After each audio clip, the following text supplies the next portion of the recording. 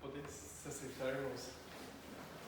Só explicando, né? Eu sou aluno de uma faculdade de teologia e eu tenho que ser avaliado em alguns sermões, né? Então, por isso que eu estou filmando aqui, não é só por narcisismo. Convido os irmãos, vamos abrir em Salmo de número 138.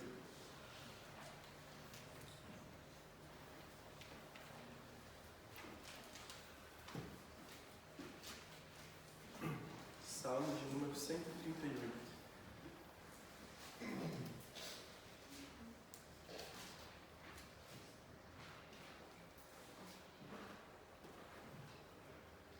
Vamos ler então a palavra de Deus. Render-te-ei graças, Senhor, de todo o meu coração. Na presença dos poderosos te cantarei louvores. Prostrar-me-ei para o teu santo templo e louvarei o teu nome, por causa da tua misericórdia e da tua verdade, pois magnificaste acima de tudo o teu nome e a tua palavra. No dia em que eu clamei, tu me acudiste e alentaste a força de minha alma. Render-te-ão graças ao Senhor todos os reis da terra, quando ouvirem as palavras da tua boca, e cantarão os caminhos do Senhor, pois grande é a glória do Senhor. O Senhor é excelso, contudo ele atenta para os humildes. Os soberbos ele os conhece de longe. Se ando em meio à tribulação, tu me refazes a vida. Estendes a mão contra a ira dos meus inimigos. A tua destra me salva. O que a mim me concerne, o Senhor levará a bom termo. A tua misericórdia, Senhor, dura para sempre. Não desampares as obras das tuas mãos. Amém. Vamos, irmãos, orar, irmãos. Pai Altíssimo, nós louvamos ao Senhor por esta manhã, que podemos estar reunidos diante do Senhor para adorar o Senhor como temos louvado a Ti e agora estar diante da Tua palavra, Deus.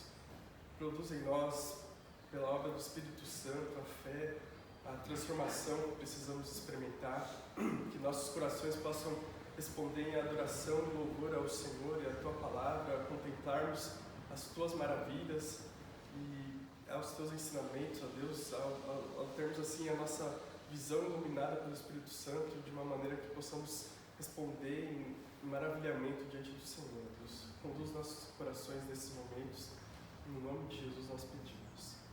Amém. Amém. Meus irmãos, vocês normalmente já passaram pela experiência de recomendar produtos para alguém, né? Quando você gosta muito de um produto e você fala assim para a pessoa, olha, esse produto vale a pena, compra esse, né? Esse produto é maravilhoso, você vai gostar muito, você gostou tanto, você usou aquele produto, consumiu ele e você fica super empolgado e quando alguém fala sobre aquele assunto, um produto parecido, você já indica aquela marca, aquela pessoa. Muitas vezes isso acontece com os médicos, bons médicos que a gente gosta e sabe que são bons, a gente recomenda para outras pessoas, os profissionais, né? Os mecânicos, barbeiros, tantos serviços, né, envolvidos na nossa sociedade, a gente naturalmente acaba elogiando e propagando aquele trabalho porque a gente confia, a gente experimentou e vê que aquilo é bom e a gente passa a elogiar e recomendar isso para os outros. A gente passa meio que a louvar aquele trabalho e naturalmente contribuir para expandir ele, né? Então essas formas de elogio, essas formas de louvor, elas acabam disseminando para as outras pessoas, né? Vamos dizer assim, a nossa alegria naquele produto, naquela pessoa, a gente expande. Muitas vezes a gente até comenta em tom de repreensão, né, do crente que vai estar lá no estádio de futebol, está assistindo o jogo do seu time, e ele grita com plenos pulmões ali, celebra o seu time, cada lance ali ele está vibrando ali. E aí quando o mesmo cidadão está lá na igreja para louvar, o cidadão não abre a boca e fica só ali olhando e com a cara amarrada e fechada, né? E aí a gente fala, tá vendo, seu coração, cadê a sua alegria? Sua alegria está em Deus ou está nas coisas normais da terra? O C.S. Lewis ele até fala que quando a gente louva alguma coisa, elogia alguma coisa, a nossa alegria naquela coisa, na pessoa ou no objeto, ela é consumada. É como se no momento de louvar, elogiar, nossa alegria fosse assim, ficasse plena, completa naquela pessoa. Eu já digo que os maridos serão cobrados por isso hoje, quando ouvirem isso. Suas esposas provavelmente vão lembrar disso e falar: você tem que me elogiar porque a sua alegria de mim tem que se completar. Mas o texto de hoje nos chama a dar graças, a louvar a pessoa mais importante do universo, aquele que tem o maior valor e assim, é o Deus altíssimo, transcendente, o Deus que é digno de todo louvor, de toda honra, de toda glória, e esse Deus altíssimo, esse Deus de aliança, é o Deus que se importa com você e te guia até o fim. Então nós vamos ser chamados por esse salmo hoje a louvar o Senhor, que é o Deus da aliança, porque Ele é digno e Ele vai te conduzir até o fim. E a gente vai ver isso em 3 partes. A gente vai ver primeiro que o Senhor é digno de ser louvado de todo o coração e acima de tudo. A gente vai ver isso nos versos 1 até o verso 3. A gente vê aqui que esse é o Salmo 138, ele é um salmo de Davi, como o título já traz. E o Davi começa falando: olha, eu vou louvar, vou render graças ao Senhor de todo o meu coração. Na presença dos poderosos ele vai cantar louvores. E aí no verso 2 ele vai falar que ele se prostra em direção ao templo para louvar o nome do Senhor por causa da misericórdia, da verdade dele, porque o Senhor magnificou acima de tudo o seu nome e a sua palavra. Meus irmãos, esse salmo possivelmente ele trata de uma passagem de um evento na vida de Davi, em 2 Samuel capítulo 7, que fala quando Deus faz uma aliança com Davi. Deus fala assim para Davi que ele ia edificar uma casa para Davi. O Davi queria edificar um templo para Deus, e Deus fala: não, vai ser o seu filho que vai construir esse templo, mas eu vou construir uma casa para você, ou seja, eu vou manter a sua casa, vamos dizer assim. E ele promete um descendente de Davi cujo reinado não teria fim. E a partir daí até o próprio Jesus vem dessa linhagem de Davi. Então, possivelmente se refere a esse momento onde Deus faz essa aliança com Davi e mostra promessas grandiosas para ele. E o Davi, em resposta, ele fala assim: eu vou louvar a Deus de todo o coração, com todo o ser dele. Não o coração aqui não é só um aspecto emocional, mas é todo o ser, todas as áreas, esferas da sua vida. É por isso também que a gente pode pensar nesses salmos assim, nessa questão de louvar a Deus, não só como algo assim que, eu vou louvar a Deus quando eu sinto, assim, quando a emoção está fervendo no meu coração. A gente pensa no louvar a Deus, no adorar a Deus, como um ato assim de disciplina espiritual, vamos dizer assim. Mesmo que a sua emoção ali não esteja adequada, vamos dizer assim, mesmo que você não está ali com o coração transbordando de alegria assim naquele momento, você é chamado por uma disciplina espiritual a louvar a Deus. E isso significa louvar a Deus de todo o coração, porque é com todo o seu ser, com toda a sua essência, não apenas com as emoções e os sentimentos. E o Davi fala, como a gente viu no verso 2, que ele vai louvar a Deus diante dos deuses. A nossa tradução está como... na presença dos poderosos. É que a questão, essa palavra poderosos, se a gente fosse traduzir literalmente, seria dos deuses. Então a ideia aqui poderiam ser os reis de outras nações, poderiam ser os ídolos de outras nações. Então é uma ideia assim que não importa a autoridade ou a pressão que está lá fora, ele vai adorar a Deus. Mesmo que outros ídolos e outras nações pressionem, os poderosos de outros povos pressionem, ele vai adorar a Deus, mostrando um teor assim, de coragem. Ele vai adorar a Deus mesmo num cenário hostil, diante de poderosos que o possam amedrontar. E o verso 2 já vai mostrar uma postura diferente, uma postura de humildade, quando ele fala que ele vai se prostrar para o templo para louvar a Deus.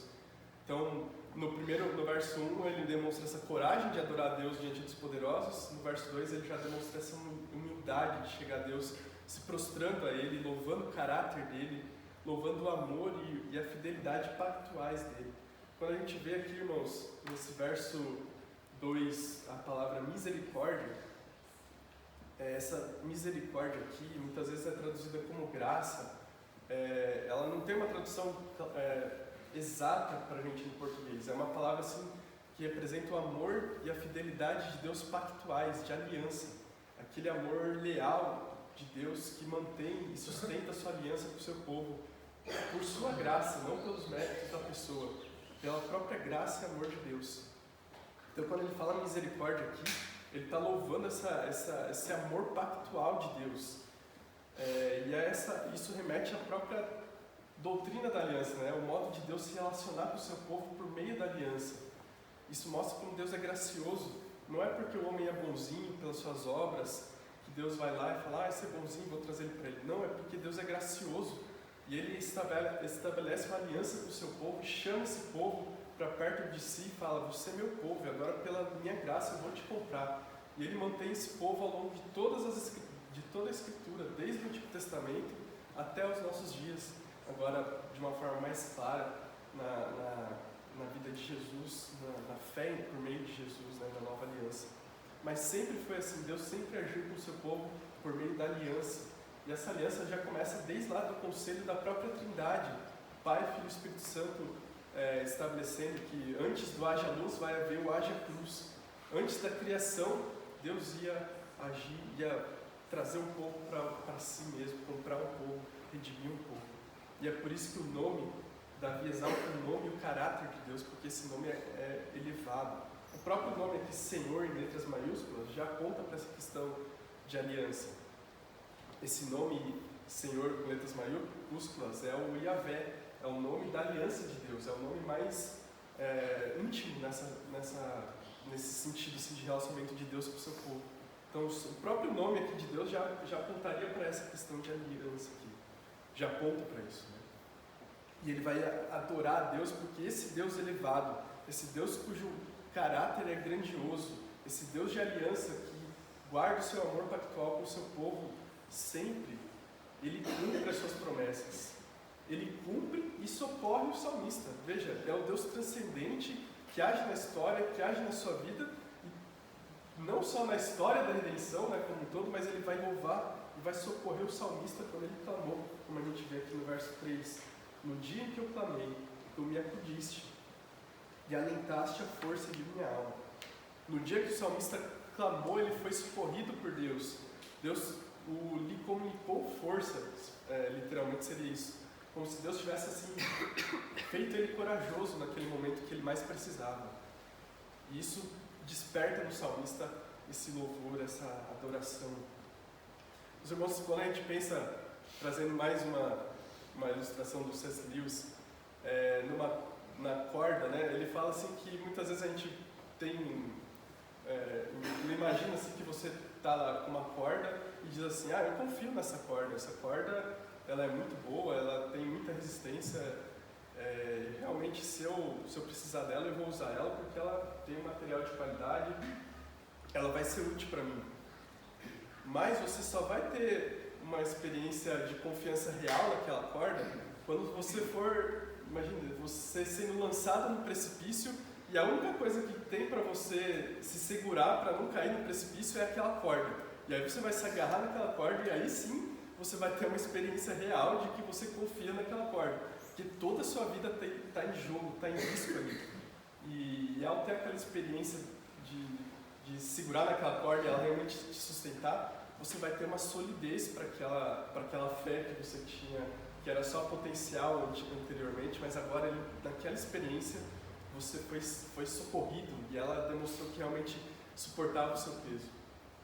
Da mesma forma, Davi está mostrando aqui que na sua experiência, na experiência que ele teve com Deus, que ele foi socorrido, Deus mostrou para ele, essa experiência trouxe essa solidez, essa concretude para a fé dele, mostrando que Deus não é um Deus abstrato que está longe, mas Ele está ali, Ele te socorre.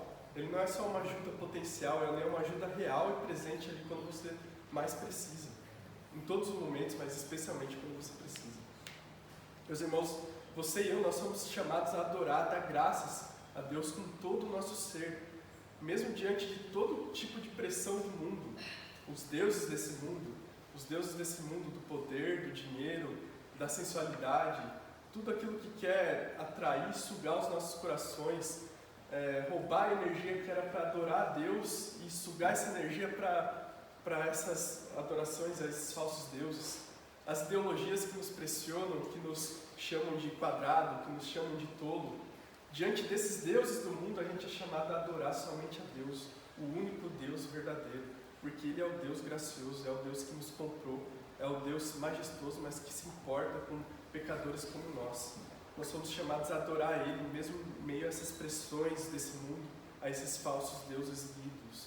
Seja no nosso trabalho, seja na nossa faculdade, na nossa escola, a gente é chamado a manter esse testemunho com coragem, porque esse Deus é real, Ele nos socorre quando a gente precisa. Não só quando precisa, mas todo tempo, mas especialmente quando nós precisamos, a gente vê a mão de Deus agindo ali e nos socorrendo. Nós somos chamados a lembrar desse socorro e louvar a Deus.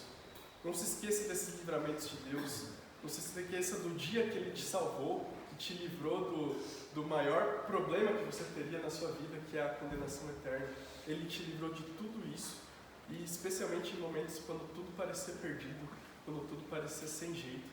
Nós podemos dizer com o salmista que Deus nos livrou e vai continuar conosco. Nós somos chamados a adorar esse Deus maravilhoso e grandioso. E o salmista ele continua agora no verso 4 e 5, falando que esse Senhor Deus maravilhoso, Ele é digno de ser louvado em toda a terra. Ele vai falar ali no verso 4 e verso 5 que todos os reis da terra vão vir adorar a Deus. Ele fala: render-te-ão graças, ó Senhor, todos os reis da terra, quando ouvirem as palavras da tua boca. Cantarão os caminhos do Senhor, pois grande é a glória do Senhor. Aqui ele vai falar, o salmista já está apontando que todos os reis da terra, quando ouvirem a palavra de Deus, quando conhecerem a Deus, vão louvar, vão querer conhecer os caminhos de Deus. E aqui o salmista já aponta de uma maneira profética para um novo testamento, ali, para a vinda de Jesus, quando os gentios vão ser incluídos nessa aliança com Deus. Quando os gentios também vão ouvir as palavras de Deus e os povos de todas as nações vão crer e vão vir e se render a Cristo. Todos os reis de todo tipo de nação.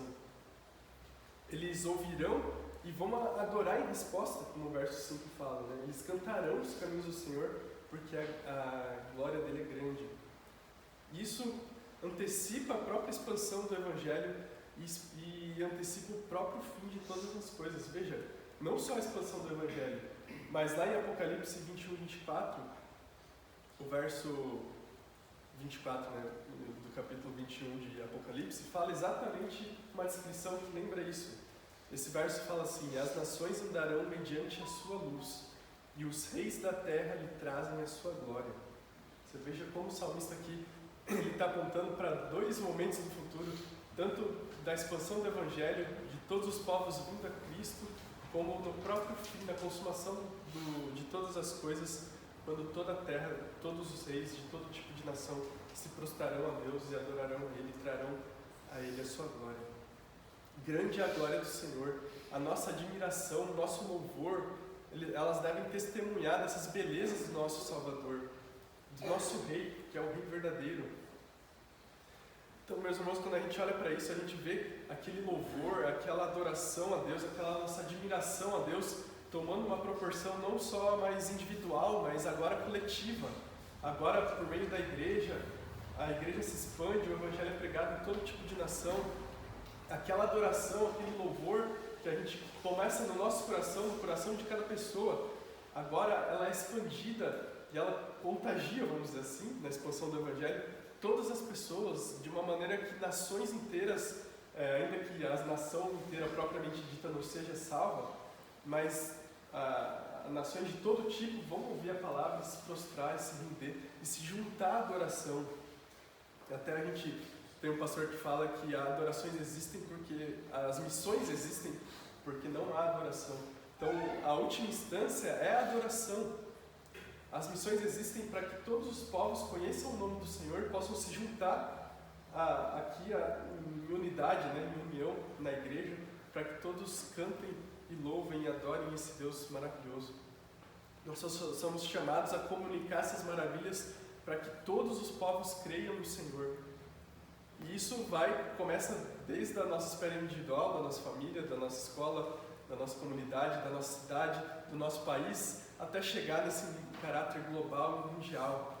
Adore o Senhor e compartilhe dessa alegria, da alegria da salvação, da alegria do Evangelho que você já tem experimentado. Deixe isso fluir naturalmente do seu coração por meio dos meios da graça, para que essa admiração pelo Senhor, pela salvação dEle, contagie o seu coração e tome as pessoas que estão ao seu redor, o seu próximo. Nós somos chamados a fazer parte do cumprimento profético do que o salmista falou aqui, da expansão do Evangelho, para que todos os reis da terra se voltem para o Senhor. O salmista ainda prossegue nos versos 6 e 7, falando que o Senhor Deus, Yahvé, Ele é digno de ser louvado, porque Ele é o Deus da aliança. E esse Deus da aliança, Ele guia você até o fim, como a gente vai ver agora nos versos 6 até o 8. O Senhor é excelso, contudo atenta para os humildes. Os soberbos, Ele os conhece de longe. Se ando em meio à tribulação, tu me refazes a vida. Estendes a mão contra a ira dos meus inimigos, e a tua destra me salva. O que a mim me concerne, o Senhor levará a bom termo. A tua misericórdia, Senhor, dura para sempre. Não desampares as obras das tuas mãos. Irmãos, no verso 6, o salmista mostra que Yahvé, o Deus Altíssimo, o Deus de aliança, Ele atenta para o humilde e Ele despreza o arrogante. Esse é um tema bem claro, bem presente ao longo das Escrituras. A gente vê muito isso em Provérbios, falando sobre o contraste entre o humilde e o soberbo, entre o justo e o ímpio, sempre nesse contraste entre a humildade e a soberba e a arrogância de um e de outro. A gente percebe no próprio Sermão do Monte, Jesus falando que uma dos primeiros itens ali da pessoa que conheceu o Evangelho, o retrato daquela pessoa que é filha do reino, é a pessoa que tem humilde de espírito, né? Tem pobreza de espírito, aquela pessoa que tem essa humildade de olhar para si mesmo e reconhecer os seus pecados, e agora ela é levada a chorar por eles, e por aí vai. E principalmente quando a gente vê uma própria história que o Senhor Jesus contou, daquele publicano e do fariseu, quando um publicano e um fariseu entrando no templo, e o publicano está ali, ele entra ali e ele não consegue nem erguer a cabeça dele, ele só fica com a cabeça baixa e ele clama: "Sê propício a mim, Senhor, porque eu sou pecador, e ele está ali se humilhando. E aí do lado dele está lá o fariseu no banco da frente, falando: "Graças eu te dou, Senhor, porque eu não sou como esse publicano, pecador, eu dou meus dízimos, sou fiel em tudo." O próprio Jesus conta essa história e ilustra de uma maneira perfeita o contraste entre o humilde que é trazido para o reino de Deus e o contraste do fariseu, do arrogante, do orgulhoso, que Deus conhece de longe e fica de longe, de fora da sua aliança. Esse Deus, no verso 7, também é aquele que guarda na tribulação e protege contra os inimigos.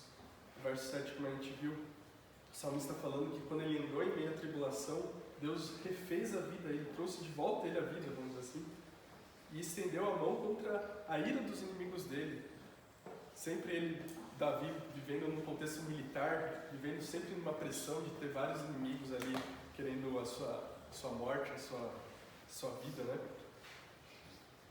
Deus o guarda na tribulação e o protege contra os inimigos. E no verso 8 a gente vê que esse Deus de aliança, esse Deus Altíssimo, Ele conduz os seus até o fim. Ele cumpre o seu propósito. Ele repete aqui aquela palavra que a gente viu no começo ali, a misericórdia. A tua misericórdia, Senhor, dura para sempre. Aquele amor pactual, aquela graça, amor leal de Deus que garante que Deus vai agir com a sua graça até o fim com aquela pessoa. Esse amor pactual garante isso.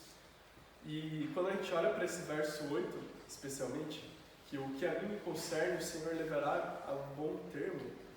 Essa daqui, um comentarista disse que é como se fosse a versão do Filipenses 1,6 do Antigo Testamento.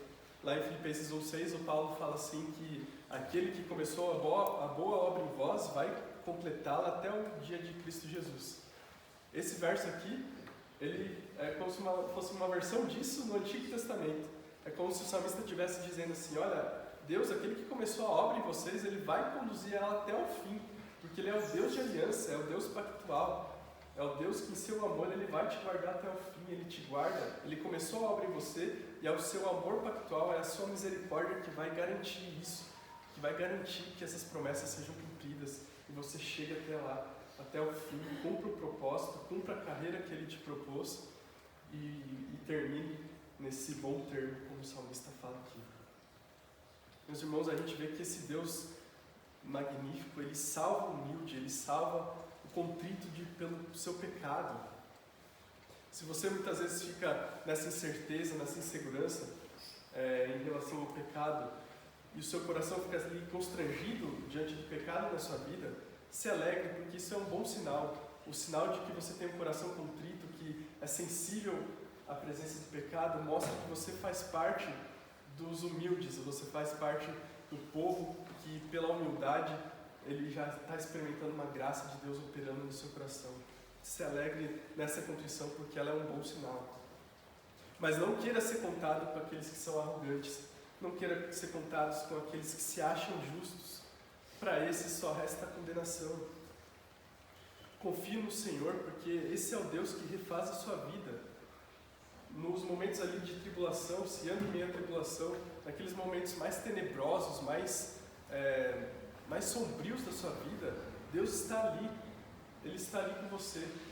Se Ele te salvou, se Ele te salvou das trevas piores que poderiam existir, que as trevas da condenação, as trevas do pecado, as trevas da separação com Ele mesmo, Ele vai te socorrer nesses tempos sombrios que você tem enfrentado, porque Ele é o Deus que te refaz a vida. Ele é o Deus pactual, de amor pactual, que vai cumprir, vai te socorrer em meio a essa tribulação. Ele te livrou dos maiores inimigos. Se a gente olha para trás e vê os inimigos militares e a gente treme, muitas vezes, em pensar naquele cenário assim, de que você está dormindo, de repente, de madrugada, pode vir um exército ali e atacar o seu país. Imagine que a gente tinha inimigos, a gente tem inimigos ainda piores do que uma hostilidade física. Inimigos como o pecado, como a morte, como a ira de Deus, são inimigos muito maiores, são inimigos mais poderosos. Mas esse é o Deus que é ainda mais poderoso para nos salvar e nos livrar desses inimigos. Esse Deus é o que vai nos levar até o fim, porque o seu amor pactual, ele nos guarda, ele nos protege, nos leva a bom termo, e não importa o momento que a gente passa. Louve ao Senhor Deus, louve a esse Deus gracioso e digno, porque Ele não vai desamparar as obras da sua mão. O salmista termina um pedido, uma oração que é um meio que está totalmente ligado com o que ele já falou aqui. Ele expressou que esse Deus da aliança, Ele vai cumprir suas promessas, Ele vai terminar a obra dele. Ele termina com esse pedido como meio para que Deus não desampare a obra das mãos dele. Porque Deus não vai desamparar, Ele vai socorrer, Ele vai levar o salmista e a gente até o fim.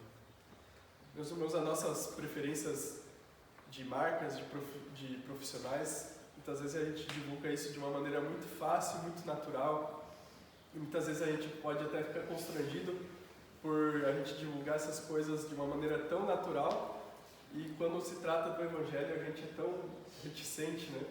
Então deixa ele para o lado. A gente é chamado, alertado mais uma vez, né, a também cantar com plenos pulmões, não somente no jogo do nosso time, mas adorar esse Deus com todo o nosso pulmão e com todo o nosso ser e o nosso coração, porque Ele é digno de toda adoração, Ele é digno de toda glória. Quanto mais a gente não é chamado a louvar esse Salvador, esse Deus maravilhoso, a gente rende elogios e louvores a tantas coisas, a tantas pessoas. Se a gente teve um encontro com esse Deus de aliança, esse Deus pactual, esse Deus que nos socorre, que nos dá toda a certeza de que a gente pode confiar nele, quanto mais a gente não deve louvar e elogiar esse Deus, e em resposta a esse Deus ter toda uma vida que adore a Ele e que seja para o louvor da glória dele.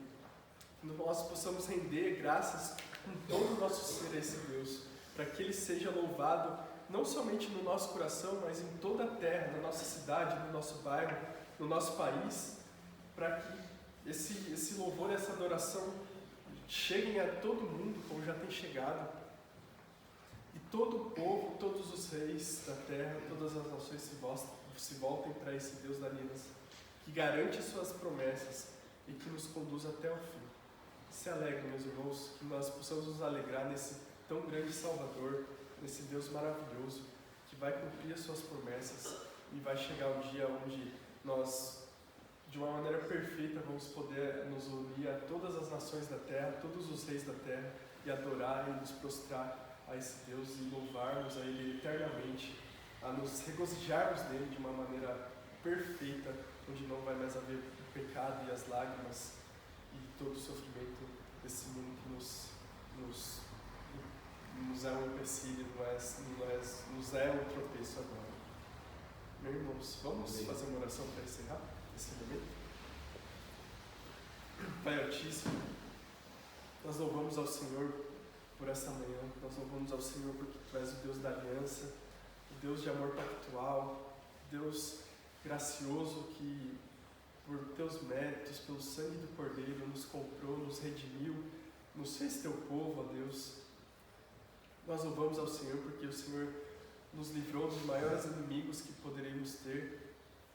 Oro por aqueles que porventura possam estar aqui, que ainda não tiveram encontro, esse encontro real, essa reconciliação plena contigo, ó Deus, que o Senhor possa alcançar os seus corações, eles possam se alegrar em conhecer a esse Deus maravilhoso que Tu és, e possam se voltar ao Senhor em arrependimento e fé, ó Deus.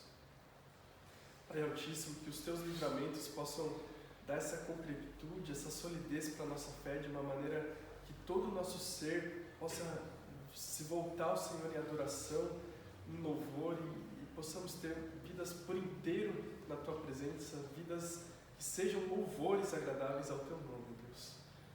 Opera isso em nossos corações e nos ajuda a resistirmos às pressões, a adorarmos ao Senhor, não importa qualquer que seja a pressão exterior ou interna em nossos corações.